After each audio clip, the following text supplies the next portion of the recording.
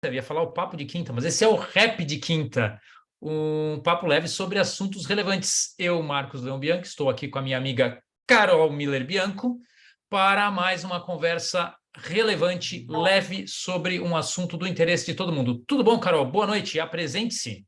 Boa noite, pessoal. Sou Carol Miller, também especialista em finanças, servidora pública. Estamos aqui para a gente falar hoje sobre...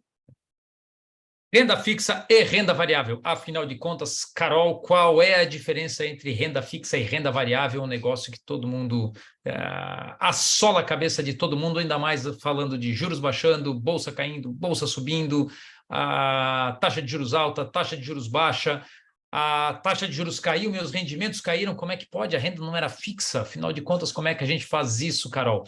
Eu te pergunto, você quer começar ou quer que eu comece? Você quer começar pela renda fixa ou pela renda variável? A escolha é sua. Eu adoro quando eu escuto esse nome renda fixa, porque a renda não é fixa, né? Então, a Renda fixa, diferença entre renda mas... fixa e variável não é que a renda é fixa e a renda é variável. Mas é interessante isso, né, Carol? A gente... Eu acho que historicamente no Brasil, como a gente sempre tem, a gente tem um histórico de taxa de juros alta, então no Brasil o investidor brasileiro está acostumado a deixar o dinheiro aplicado na renda fixa e ver esse dinheiro render. E aí tem aquela mágica, aquele número meio cabalístico do 1% ao mês. Todo mundo diz, eu preciso de 1% ao mês. Talvez porque seja um cálculo razoavelmente fácil de fazer, um cálculo mental bem facilzinho de fazer, e a gente sempre teve juros altos, então a renda fixa, historicamente, sempre pagou bons rendimentos. Mas a renda fixa não é tão fixa assim. E é isso que a gente vai começar a esclarecer hoje, né, Carol? O que eu acho que é o mais importante, primeiro passo, é explicar que não é a renda que é fixa. Os critérios de aferição da renda é que são fixos, ou seja, eles são fixados, determinados no momento do investimento. Quer explorar um pouquinho mais sobre isso, Carol? Enquanto eu vou tomar nota aqui, eu lembro que vale a pena mencionar para a gente falar na sequência. O que o Marquinhos quer dizer com os critérios? Quando a gente escolhe um produto de renda fixa, geralmente você já sabe, já determina uma taxa ou um índice que você vai investir. Então, por exemplo, se você vai investir num CDB, você já sabe que o CDB ele vai render tantos por cento do CDI. Se você vai investir numa LCA, já sabe que essa LCA vai render tanto por cento da LCI ou do IPCA. O índice pode variar, mas tu já tem uma taxa que ela é pré-determinada, ela já é fixa. O que não acontece com a renda variável. Se você vai investir numa ação de uma empresa ou no fundo imobiliário, você não tem a menor ideia de quanto que ele vai render, de quanto que ele vai subir, ou se ele vai realmente subir. Nem mesmo os dividendos a gente consegue ter uma certeza do que a gente vai receber. Então, o que é fixo não é o valor final do que você vai receber, né? É o percentual, ou pelo menos o índice que você está contratando na hora que você vai investir no produto. Não é, ou seja, não é a renda, não é a renda que é fixa ou que cresce a uma taxa fixa, né, Carol? A gente sabe os critérios para a aferição do rendimento desse produto financeiro é que são fixados na largada, como mencionou. Eu vou investir eu vou investir no Tesouro Direto, vou comprar o Tesouro Selic, LFT. Quanto é que ele rende? Ele rende a Selic, é fixo. O fator de rendimento dele é a taxa Selic. E mais um spreadzinho, mas, em suma, a taxa Selic. Ok, quanto é que ele vai render? A Selic. E quanto é que a Selic vai render? Não sei, depende da taxa de juros, mas eu sei que é a Selic. Eu vou lá contratar uma NTNB, que é o Tesouro IPCA+, é atrelado à inflação, é atrelado ao IPCA. Eu compro hoje um título do Tesouro Direto, no Tesouro Direto, do Tesouro Nacional, que vai render IPCA mais 4,5% ao ano. Beleza. Quanto é que ele vai render no vencimento? IPCA mais 4,5% ao ano. É isso que ele vai me entregar lá no vencimento. Quanto é que é o IPCA? Obviamente a gente não sabe, menos ainda do que a Selic.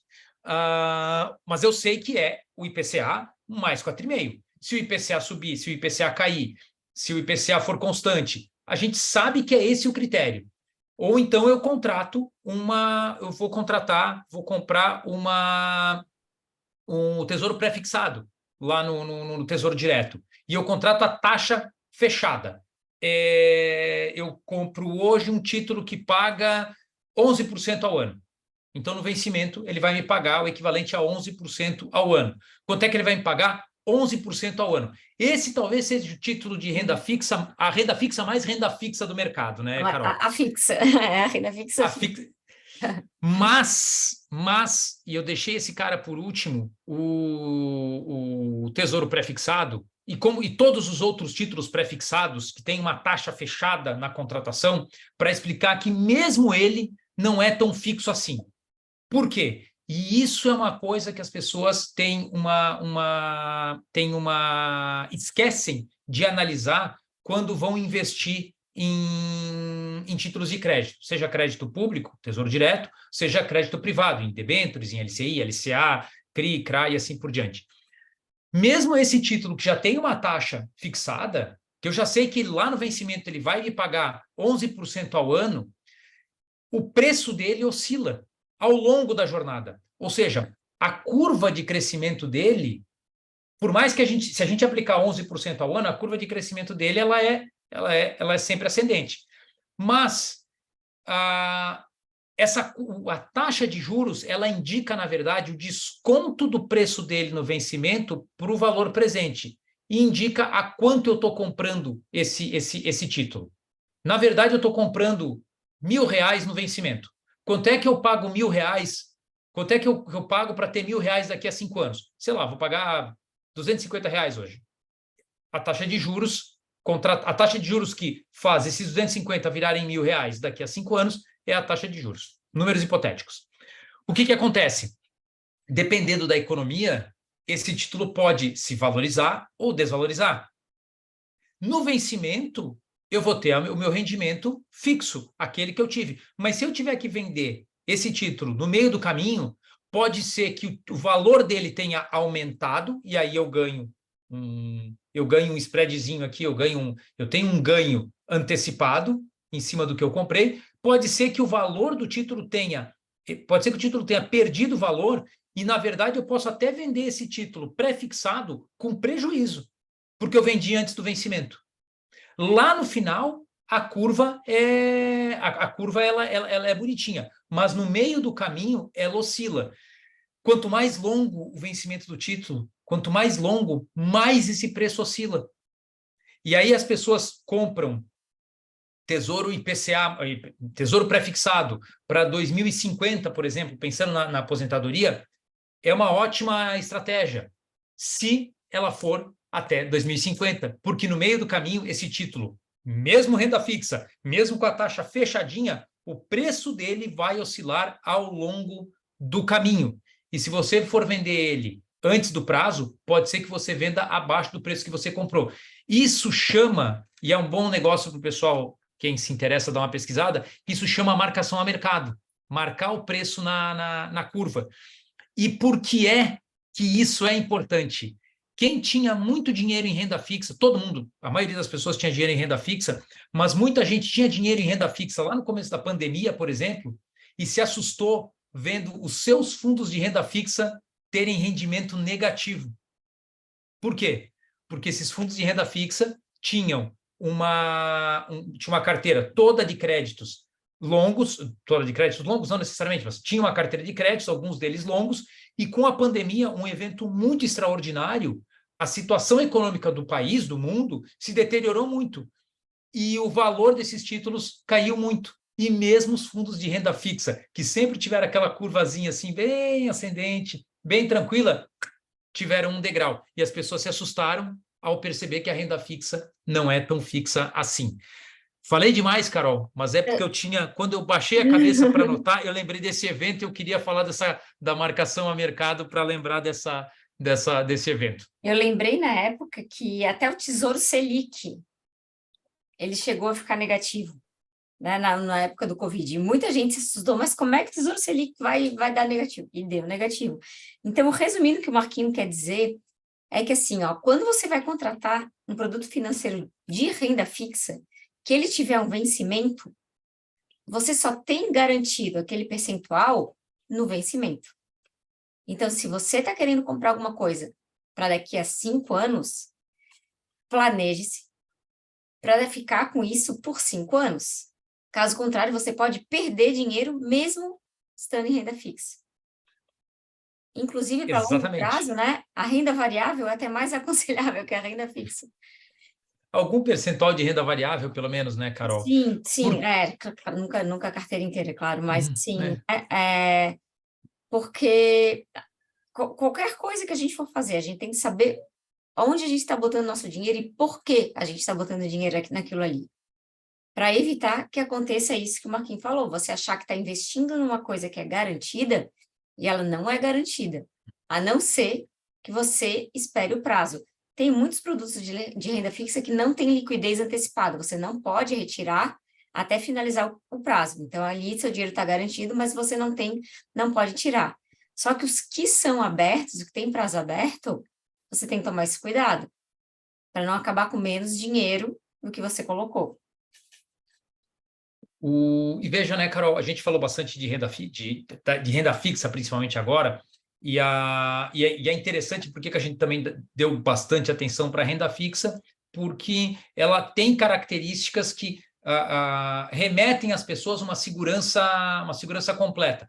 A renda fixa é um investimento mais conservador do que a renda variável, justamente porque ele tem características porque os critérios de aferição da renda são fixados na contratação.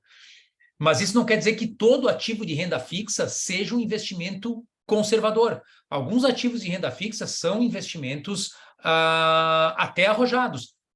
Se você for investir em debêntures, que é dívida privada de uma empresa pequena, crescendo, debêntures, se ela já tiver ação, se ela for uma SA, já tiver ações no mercado aberto, mas você tem ali os critérios estabelecidos para comprar a dívida dessa empresa.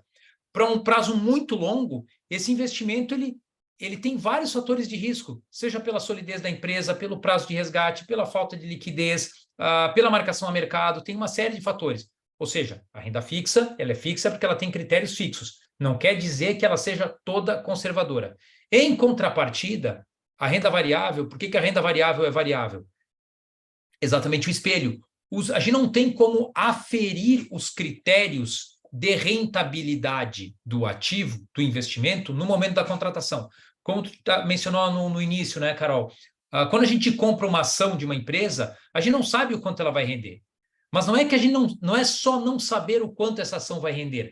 A questão é quais são os critérios determinantes para essa ação se valorizar ou desvalorizar. É o mercado, é o fluxo de caixa, é a expansão do mercado dessa empresa, é a capacidade de pagar suas dívidas, é a solidez do negócio, é a influência de outros entrantes, é o preço do dólar, é se ela é o setor em que ela atua, são a concorrência, são várias variáveis, para citar Engenheiros do Havaí, são muitas variáveis que influenciam na precificação no preço da ação naquele momento, naquele dia, naquele momento de mercado, e nas perspectivas de valorização desse papel, e nas perspectivas de pagamento de dividendos desse papel também, ou seja, do rendimento desse papel. E por que... Diga, Carol, que eu vi que tu vai falar sobre ações e eu vou te deixar falar sobre isso antes de entrar no próximo assunto. Eu estava pensando assim, que a renda variável, né, ações, fundos imobiliários, eles não são produtos financeiros. Eles são ativos do mundo real, né?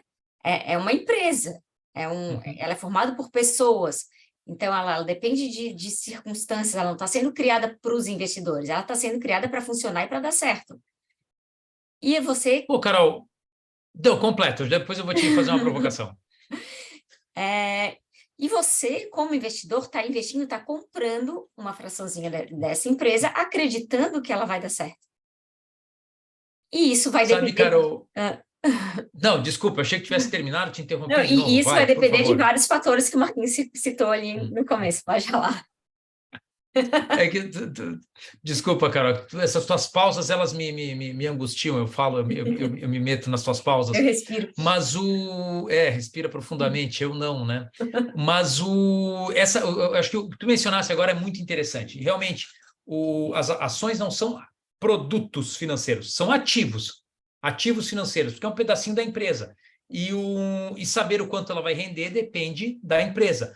O que me lembrou de uma conversa que eu tive com alguns colegas algum tempo atrás, falando sobre renda fixa e sobre renda variável, e um colega meu falou do meu modo de ver acertadamente. Sabe uma coisa que é renda variável e que ninguém se flagra? Imóveis. Imóvel. Porque o que determina o preço do imóvel? O que determina? Eu comprei um terreno hoje. Quais são os critérios que determinam a valorização desse terreno ou a desvalorização para os próximos 5, 10 anos? A cidade vai crescer, o bairro vai crescer, a cidade vai se desenvolver. Aqui é um bairro que é um bairro comercial que tende a se valorizar, é praia, vai valorizar. Não, ok, mas tudo isso é subjetivo. Nada disso são critérios determinados. Por mais que imóveis em boas localizações tendam a se valorizar, e o que se fala que são 3 os fatores importantes no imóvel, né? Localização, localização e localização. Mas tudo isso é muito etéreo. Nenhum desses critérios que determinam a valorização de um imóvel, que são o resultado da valorização de um imóvel, são contratados. Eu não compro um imóvel com a circunstância de que, olha, o valor desse imóvel ele vai acompanhar o INCC. Ele vai se valorizar com o INCC mais 1%. O valor desse imóvel ele vai acompanhar o INPC. O valor desse... contratos de aluguel, contratos de construção são outros, são contratos. Mas o valor do bem, o que determina é o mercado, que é exatamente o que determina o valor de uma ação. É o mercado. Então, imóveis são ativos de renda variável, na essência. E por que isso é importante falar, Carol? Que aí eu vou pegar o gancho do que eu ia falar antes. Fundos imobiliários, que são excelentes produtos para uma estratégia, desde que alinhados com uma estratégia bem consciente, mas eles se popularizaram muito nos últimos anos e se popularizaram porque muita gente investe em fundos imobiliários, principalmente por conta do fluxo de aluguéis. E trata os fundos imobiliários como renda fixa, porque eles têm um pagamento regular de aluguéis, de rendimentos. Mas tu mesmo acabou de mencionar, fundo imobiliário não é renda fixa, né, Carol? Fundo imobiliário é renda variável. É bom o pessoal ter consciência disso, né? É que assim também, ó, o fundo imobiliário, você ganha de 2 maneiras, né? Os dividendos, né? Ou os aluguéis, e pela valorização dos imóveis também. Você hoje pode comprar uma cota de fundo imobiliário e, no longo prazo, a tendência é que ela se valorize. Mas, dependendo de toda a conjuntura, dependendo dos imóveis que estão ali, dependendo do conjunto do fundo, aonde que estão localizados esses imóveis? É diversificado ou é um fundo de um imóvel só?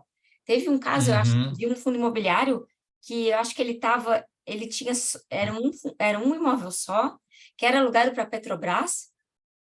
A Petrobras vendeu o ativo, perdeu a locação, o fundo não foi a zero, mas, né?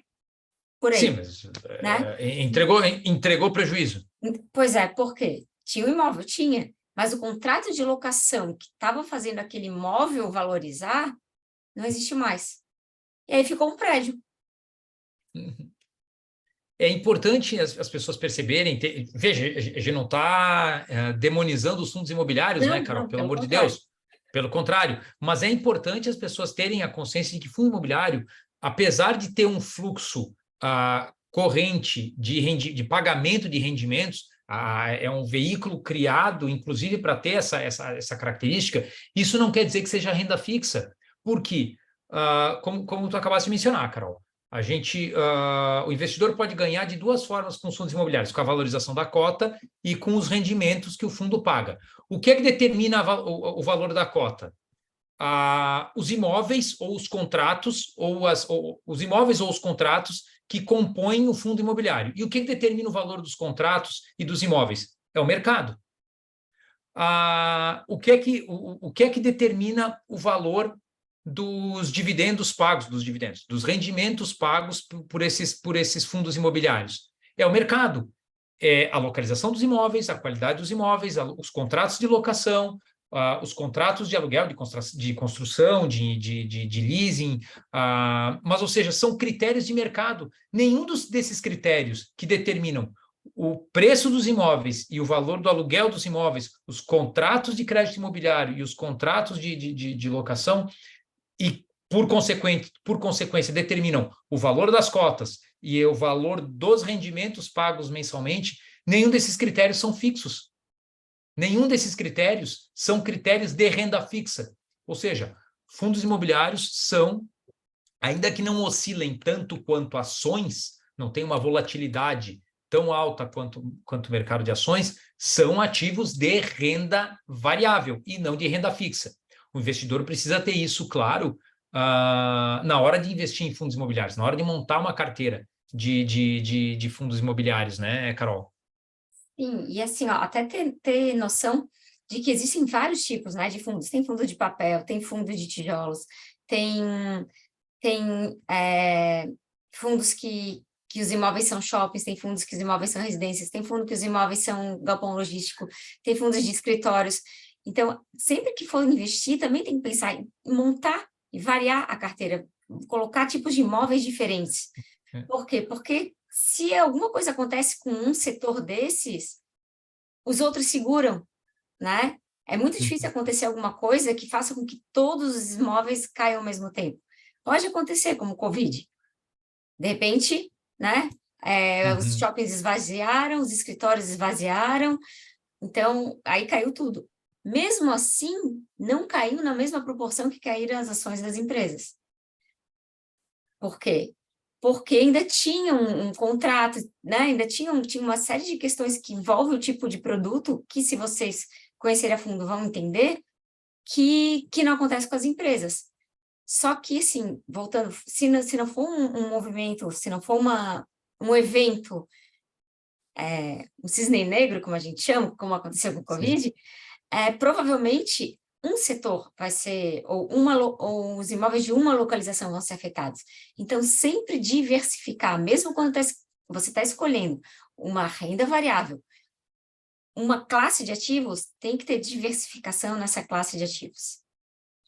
E a diversificação é sempre importantíssima, Carol, para manter o equilíbrio da carteira, e é muito importante, na hora de montar uma carteira diversificada, ter a noção de quais são as classes de ativos para montar uma diversificação de classes, para compreender o que é renda fixa, o que é renda variável, e separar ativos com características diferentes, com correlações diferentes, ou seja, para que quando uma caia, a outra compense recuperando e assim por diante, e principalmente tendo essa noção básica de quais são os critérios que determinam a variação, a rentabilidade de uma classe de ativo e de outra, de renda fixa e de renda variável, fica mais fácil de compreender no dia a dia ou corriqueiramente o porquê que aquele determinado ativo está tendo uma resposta, ou um comportamento, ou um rendimento, uma alta ou uma queda, de acordo com o mercado. E, por consequência, tomar decisões conscientes, tomar decisões tranquilas, não se assustar com o mercado, não se desesperar com o mercado. Voltando para o evento 2020, Covid, esses fundos de investimento que tiveram perdas nos seus rendimentos, que tiveram esse degrau na marcação a mercado, foi por conta da situação de mercado naquele momento, o que ao longo do tempo se recuperou. Onde é que está o prejuízo? Só em quem vendeu. Em quem se desesperou com essa queda e vendeu o ativo sem compreender que esse é um comportamento natural mesmo na renda fixa, mas que a tendência dela, trazendo os contratos até o final, esses títulos vão pagar o contratado lá no final. Ou seja, compreendendo bem o que é que configura a renda fixa, O que é que configura a renda variável? O que é que configura o rendimento da renda fixa? E o que configura o rendimento da renda variável, a gente consegue compreender o que é que está acontecendo com eles no dia a dia do mercado e não tomar decisões afobadas, né, Carol? O que, de novo, é muito importante, daí porque é muito importante ter uma estratégia de investimento e ser resiliente a essa estratégia de investimento, porque ela tem um propósito, né, Carol? Exatamente. Carolina, temos aí 3 minutos para encerrar. Acho que a gente conseguiu cobrir uma boa parte dessa questão de renda fixa, renda variável. Para quem ficar com dúvida, manda nos comentários, manda pergunta, a gente explora um pouquinho mais isso na quinta-feira que vem, se for o caso. A gente responde as perguntas, a gente responde as dúvidas. Se tiver sugestão de tema, dúvida, quer esclarecer alguma coisa, manda para a gente, coloca ali nos comentários.